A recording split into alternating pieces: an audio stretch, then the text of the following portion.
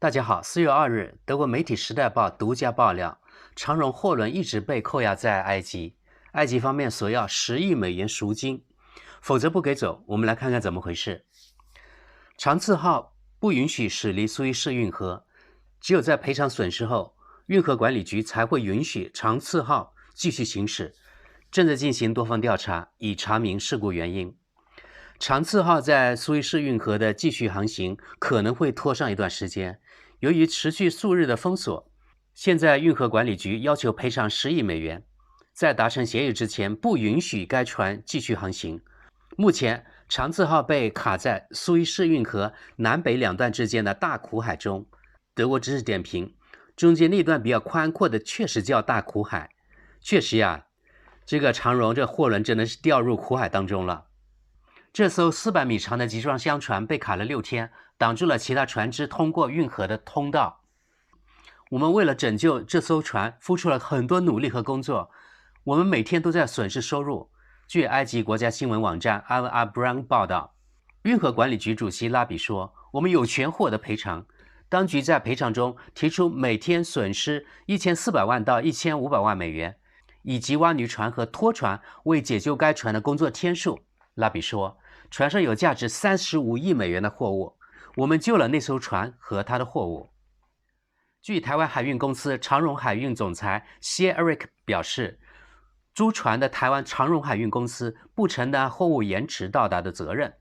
据财经新闻彭博社报道，谢表示，可能的损失将由保险公司承担，但他可能要对其他船只的延误负责。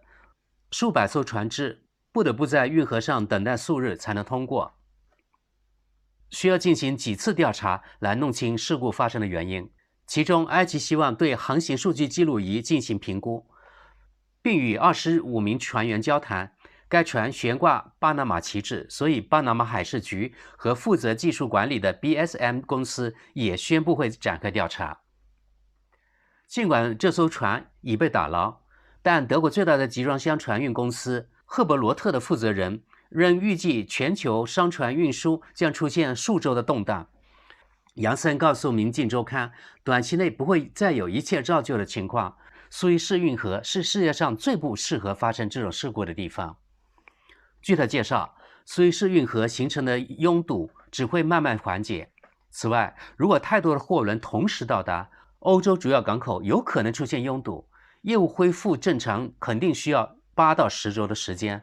杨森告诉《明镜周刊》，消费者必须做好延迟交货的准备，例如家具、家居和健身设备或自行车。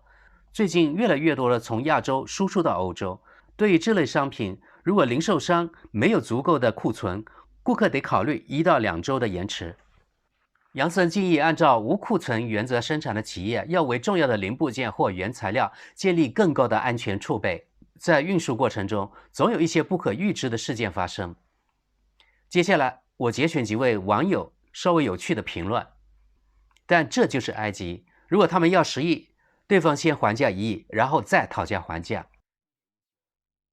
埃及方面的要价太高是有可能的，不过形势对埃及更有利。船运公司或保险公司能做什么？在埃及对付款金额提起诉讼？他们可以这么做，但这样一来，这艘船仍在埃及人手里，一直告到最高法院直到判决。到那时，这艘船和它的货物就只剩下废铁一堆了，所以他们将对赎金进行谈判。埃及的行动是正确的。无法无天的政权任意索要赎金，在多大程度上是正义的呢？如果有人给你造成伤害，你也想要赔偿，不是吗？但在某些时候，政治抢劫真丢人。这样，埃及就可以防止船运公司或保险公司对埃及耍花招。首先，埃及希望调查清楚，比如询问船员，这是一个完全合法的利益。此外，埃及遭受了非常具体的损失，他希望得到赔偿。这里不存在为所欲为和赎金的问题。所要天价赎金的事情不合逻辑。几乎所有在3、4月份要通过运河的船只，在没有发生事故的情况下，都会通过苏伊士运河，只是时间点不同而已。打捞金和少数取到好望角船只的损失费，索要更多的钱就没有道理了。10亿赎金听起来像是苏丹和1001夜的故事。他们只是先说一个数目，没有别的。现在要进行谈判，实际支付的金额会更低。埃及人也知道这一点，但我觉得这样做是对的。我不会就这样让货船离开。7天，每天1400到1500美元的损失费，一共1亿美元。7天的挖掘以及托运，大概在埃及也花不了9亿。这赎金的数目太任意了，高出了10倍，还不任意吗？确实听起来有点像勒索。后果是，下一个发生这种事故的船员，在随后的混乱中可能会放火烧船，然后潜逃。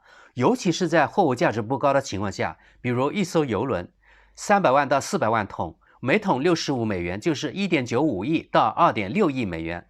当然，清理航道所需要的时间也会相应延长。不过我猜测，最后会达成2亿美元的协议。这也是如果船只能够正常航行，埃及能够赚到的钱1亿美元，再翻1倍。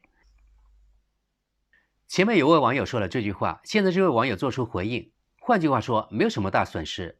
如果一艘船在中国和意大利之间穿梭，现在要等7天，那么这艘船的船期就会推后7天。所以埃及在这里确实损失了收入，因为从全年来看，少了通过运河的货轮，而中国损失了贸易收入，因为集装箱的货船的数量有限。接下来我想谈谈我对此事的一些看法。据德国媒体报道，长荣货轮搁浅后，对世界的物流产生了很大影响，突然加大了对欧亚大陆之间的火车货运要求。虽然新闻里面没有特别提到中欧班列，但熟悉国际贸易的都知道其实指的就是中欧班列的货运。因为目前为止，只有中欧班列提供跨亚欧大陆火车的货运服务。Positive Effekte meldet dagegen die Bahn. Die Blockade im Suezkanal hat nach Worten eines Konzernsprechers die Nachfrage nach Schienentransporten von und nach Asien spürbar erhöht. 3月27日那期节目，我已经谈论到了中欧班列爆满的事。中欧班列的货柜服务根本就供不应求。去年底，中国已经公布了时速350公里货运高铁以及时速400公里可自动变轨的客运高铁的事。如果今后成为现实，就不存在轨距不同的问题。刚刚下线的高速货运动车组具有中华鲟骨骼仿生型车头、银白红3色贯通车身，每节车厢的侧面都有一对2.9米宽、全球最大开度的装载门。高速货运动车组以我国时速350公里高速动车组平台为基础，突破了承载系统、走行系统，实现了大载重、大容积、快速装卸及货物在途管理。车上上载的这个货物安全数据管理系统呢，可以实现整个货物的在途管理，全链条实现监控，再加上北斗导航的这些信息呢，可以实现地面交互。那么在车上的每一件货物、每一个集装箱都有它自己的电子标签就是可以像咱们的身份证一样，实现整个全过程的这个管理。高速货车动车组满足600至1500公里距离中长途快速货运需求，在全球首次实现时速350公里高铁货物快运，载重不少于110吨，1500公里的距离5小时内即可到达。10月21号，中国国家重点研发计划先进轨道交通重点专项时速400公里跨国互联互通高速动车组在吉林长春下线。专家表示，这是新时代中国高速铁路装备具有里程碑意义的重大创新成果。此次在中车长春轨道客车股份有限公司下线的列车，能够在不同气候条件、不同轨距、不同供电制式标准的国际铁路间运行，可以在覆盖全球90%的铁路网上实现互联互通，并具有节能环保、主动安全、智能维护等特点。比如说，现在这个世界上有4种轨距：标准轨、俄式宽轨、欧式宽轨，还有米轨。针对这4种变轨距形式呢，我们研制了4种变轨距转向架，能够满足这个世界上90%以上的线路的运营需求。该项目由中国中车组织开展，中车常客牵头，联合30余家产学研重点单位，相继在高速动车组系统集成、便结构走行、牵引变流、列车运行多目标优化控制等关键核心技术领域实现突破，构建了具有代际特征的设计、制造、试验技术平台，并且最终形成跨国互联互通高速动车组的技术、标准、装备和服务能力。以往的跨国互联互通呢，在更换转向的过程中呢，需要2到3个小时，而现在我们能够实现自动变轨，一列车呢能3分钟之内就能变完，就以15公里的速度就能自动完成变轨，就是在不同轨迹的形式上就是继续运行。今天我们来看看修高铁到底要多少钱。按照目前中国修高铁的成本算啊，每公里大概是1.5亿人民币左右。从新疆开始修，我们忽略地球因为往北路程会缩短一些的这种细节吧。为了减小风险，假如从乌鲁木齐避开哈萨克斯坦，直接往北进入俄罗斯，然后呢直奔莫斯科，之后到德国的柏林，取直线大概是5500公里。即使算6000到6500公里，修高铁的成本大概是1万亿人民币，分10年修成，那么每年投入是1000亿人民币的基建投资。光看资金，我觉得不会有大的问题。至于投资与利益分配，那是另外一个话题。我们今天只讲可行性。我为什么没有把哈萨克斯坦考虑进去呢？是因为今天我看了美国之音一篇报道，说哈萨克斯坦反华还有反一带一路特别严重。先不考虑新闻的真实性，我们必须考虑到民主国家每几年选举这种政治呢变天的风险。从安全角度考虑，就应该考虑路线经过的国家越少越好。主线可以考虑刚才说的经过俄罗斯、白俄罗斯、波兰，然后直达德国。这个像一条大动脉，大家看看红线这部分。然后呢，可以修支线到各个国家，蓝色的部分就是。我们还可以考虑另外一条线路，线路2，汇集的国家更多，2条线路可以分担风险，有迂回的余地。线路2可以考虑以喀什为起点，进入塔吉克斯坦、土库曼斯坦，然后就到伊朗了，下一站就到土耳其了，穿过博斯普鲁斯海峡就进入欧洲的保加利亚，然后塞尔维亚、匈牙利、奥地利、德国，最后到达法国的巴黎。线路2这里，我们看从伊朗这里的德黑兰可以修建一条支线，经过科威特到沙特，然后呢直接进入北非的埃及，经过2个国家就到达非洲了。这条线路相对安全，比从土耳其往南进入黎巴嫩、叙利亚、以色列等国家安全太多了。实话实说，这确实是本人的狂想啊。后来我看了一下中国政府的规划，发现了这2条线路与我的还真的高度吻合，说明有一定的实用性。目前看来，中欧班列货运能力当然与海运无法比拟，铁路货运只是海运的补助形式，但对一些时效性较强、价值较高的货物，确实可以考虑火车运输。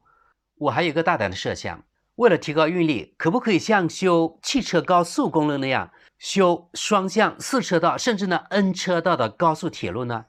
比如双向6车道，最快的车道以客运为主，但是呢也可以货运。另外呢2个车道专门货运，这样修多车道的高速铁路可以大大降低修建成本。比如修建传统的高速铁路，每公里是1.5亿元人民币左右，对吧？这是2车道的，如果一下修6车道，可能3亿元就可以了。但运力呢可以提高3倍。因为海运有卡脖子的风险，全世界可不止苏伊士运河一处啊，还有很多最重要的一些，比如我们看地图，马六甲海峡、亚丁湾、直布罗陀海峡、英吉利海峡、霍尔木兹海峡、博斯普鲁斯海峡、巴拿马运河、白令海峡。这次长荣货船搁浅可能会引起全世界对陆路运输的重新思考。美国拜登提出的民主版一带一路有点抄中共一带一路的意思，其实呢等于是间接肯定了中国一带一路的成功，否则美国怎么可能搞一个所谓的民主一带一路抗衡呢？美国帮中国的一带一路打广告，估计会提高沿线国家的接受度。新加坡地处马六甲海峡咽喉地带，肯定也会考虑未来海运与火车陆运的变化。让我们现在放飞想象，如果一带一路的货运还有客运都成功，相信到时候新加坡、马来西亚以及泰国都有可能加入进来，北上进入云南、四川、陕西、甘肃，然后就到达新疆。就是说把中南半岛和西欧这样就可以连接起来。其实如果真的实现高铁化，我自己肯定会坐火车，可以中途下车看看沿途的国家，而且觉得更安全。因为我每次坐飞机心里其实呢都有些担心，从柏林一直到新加坡大概是12000到13000公里。因为一带一路的重要性显著增加，今后新疆必然会越来越重要。随着中国的崛起以及陆权概念的重新兴起，应该把乌鲁木齐建设成为中亚枢纽，即空运及铁路客货运输的枢纽，通过乌鲁木齐辐射中亚及欧洲。乌鲁木齐发展起来，新疆发展起来，可以促进民族融合，同时对周边国家起到向心力的作用。通过发展经济及贸易，让沿线所有国家享受到实际好处。所以建议今后开通欧洲、中亚、北非等国家或地区直飞乌鲁木齐的航线，这样可以同时让外国认识新疆，西方抹黑中国新疆的谎言那么就不攻自破，让西方在全世界面前他的信誉慢慢扫地。